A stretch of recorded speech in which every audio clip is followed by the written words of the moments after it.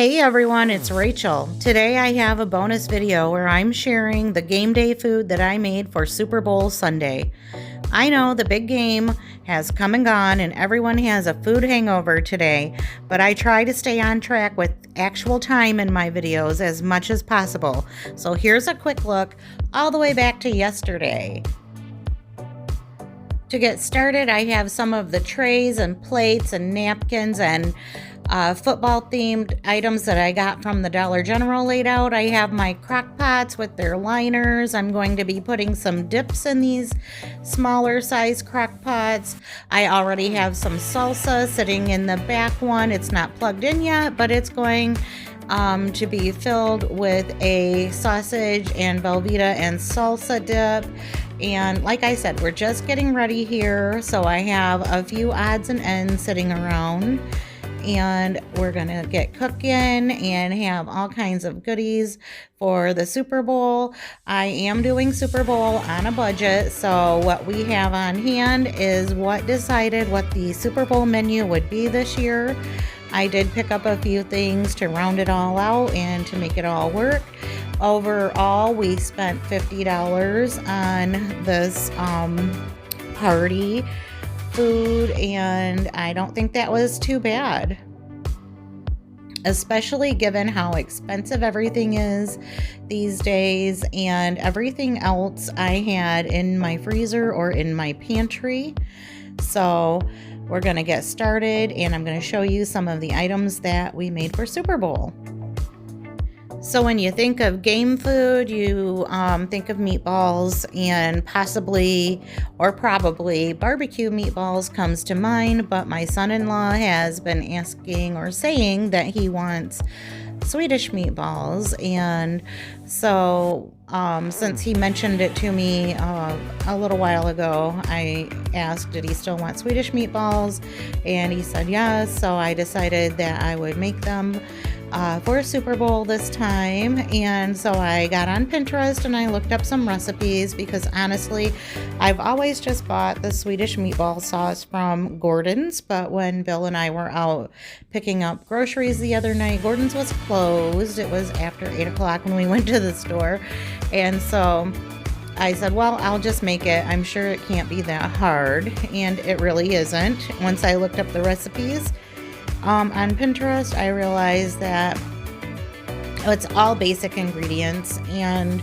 so then I did come across a version where they used cream of mushroom soup, and I thought, well, I'm just going to go with that. That sounds really easy, although I just did not want to use cream of mushroom soup. I didn't want that flavor of the mushrooms or whatever. It just seems like we use a lot of cream of mushroom in a lot of recipes, so I went with the cream of celery, which I had a ton of in my pantry already because I have been stocking up on cream soups for the last couple of months, so we have lots of cream of soups in our pantry already. I also had the sour cream on hand, and then I had the brown gravy mix on hand as well.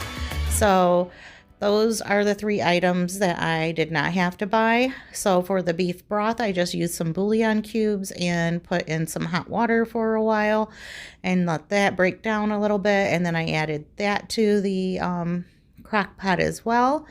And so I decided that I would just mix all of my ingredients and then put the meatballs in. That way I don't have to have an extra bowl to mix up that sauce, and it worked out really well. And I'm all about making it easy and not having a lot of dishes to wash afterward. I do not have a dishwasher. I'm a hand washer. So anytime I can cut a step and save myself dishes, I will do it. And so this is how those meatballs turned out. And I just added some dried parsley on top to give it a little bit of color and make them look more pretty. Yeah. And so in time, when this did cool down, these the sauce did thicken up. And so moving on to another crock pot, I have about 2/3 of a block of Velveeta and a whole bunch of salsa in a pan in the crock pot. Now, Bill is the one who told me add this much salsa because he wanted it thinner, and I guess the last time I made it, it was really thick. That Velveeta just will set back up into a big blob of thick cheese. So this is how he said to make it. I think that maybe this was a little bit too much salsa for my tasting, but also on the other hand, I don't know, maybe I would just add a different kind of cheese as well. And so then I just added some of the spicy, hot, crumbled and cooked sausage, and that was it for that dip. And then next I had just decided that I wanted to have some deviled eggs. And so in my mind, I wanted to make them fancy, but I had a lot going on. I was also cleaning house that day, of course. And then anyway, so these just turned out to be some really basic deviled eggs. And again, to save a bowl, I just put all of the mayonnaise and the mustard inside the bag and then mashed it up that way. And then just squeezed it out like a piping bag into the eggs. And then just decided that I would set toppings out so that if anybody wants to add anything like olives or banana peppers or relish or anything on their egg, then they can do it themselves. To go with our Super Bowl food, we are having some flatbread pizzas, sorry. And I just always keep these flatbreads in my freezer. These are our go-to for pizzas. Now, we don't really love a lot of pizza crust, even homemade, so we did find that we like the flatbread pizza. Very tongue-tied right now.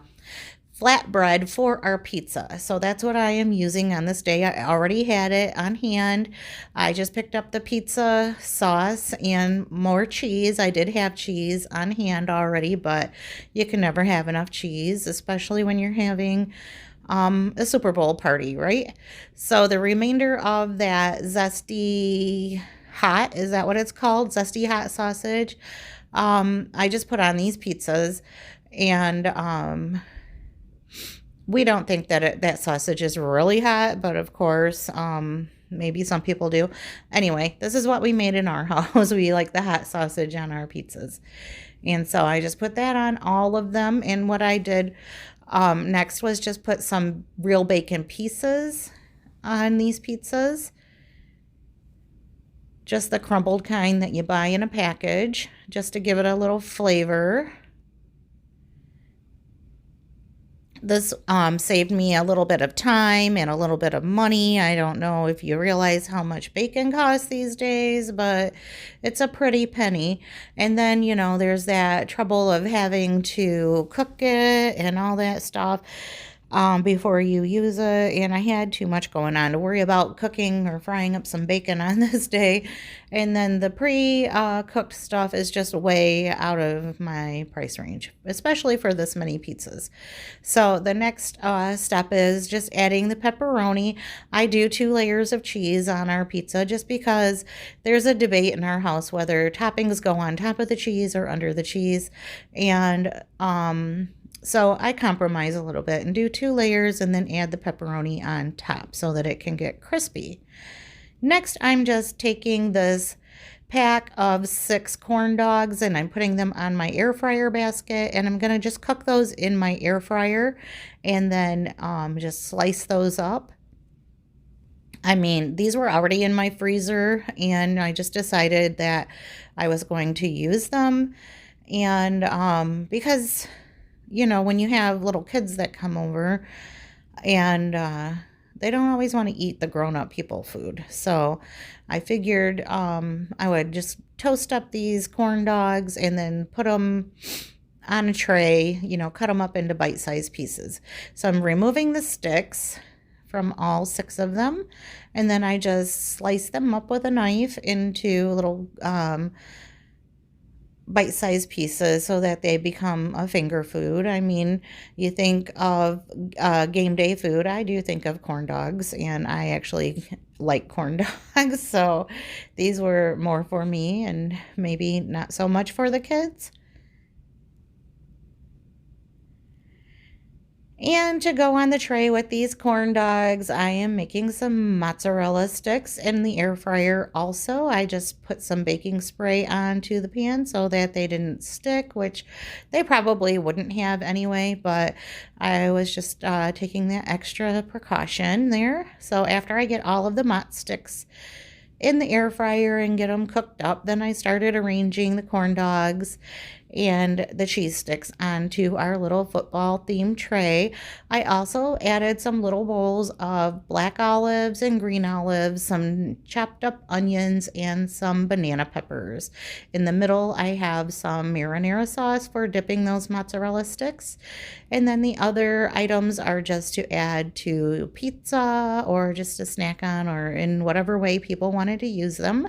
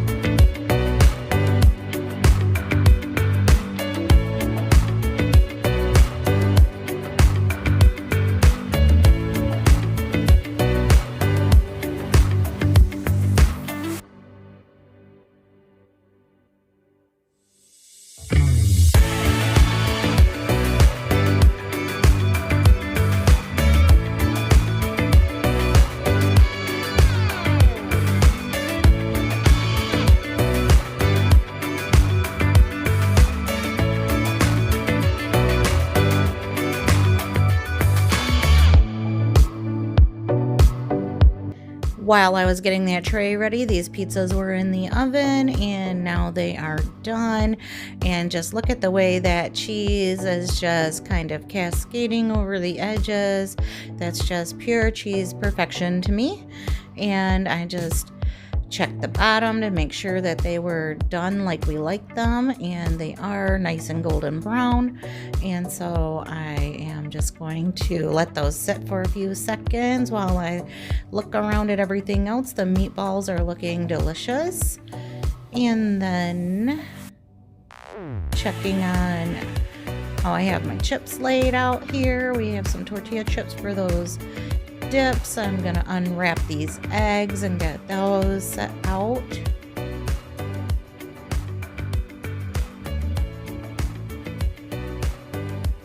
And then that tray of corn dogs and mozzarella sticks is ready. I've got the salsa out. The cheese dip is all good to go. Nice and hot and melty. And then in the small crock, I have some spinach and artichoke dip that I bought from the freezer section at Walmart. And I just popped that into my little crock here.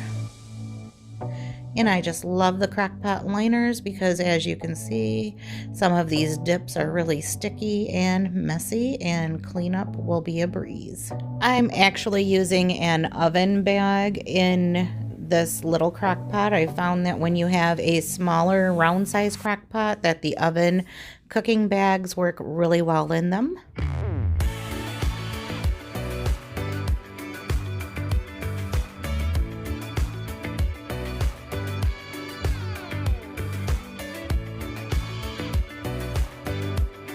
After the pizzas had had a couple of minutes to rest, I just cut them up into squares.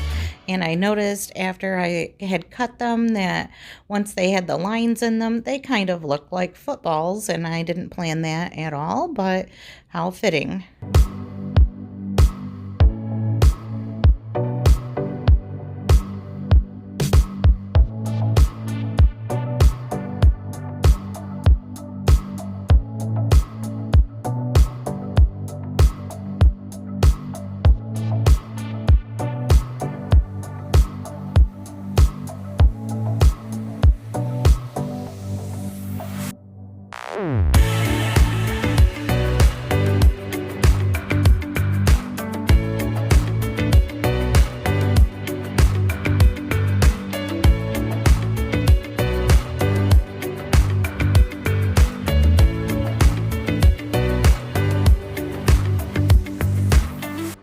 here is my Super Bowl platter. I have a couple of deviled eggs, a little corn dog, a cheese stick, some chips, and some dips. And I added some black olives and banana peppers to my pizza. Thank you so much for sticking around till the end. If you haven't done so already, please make sure that you subscribe on your way out. And I'll see you in the next one. Bye.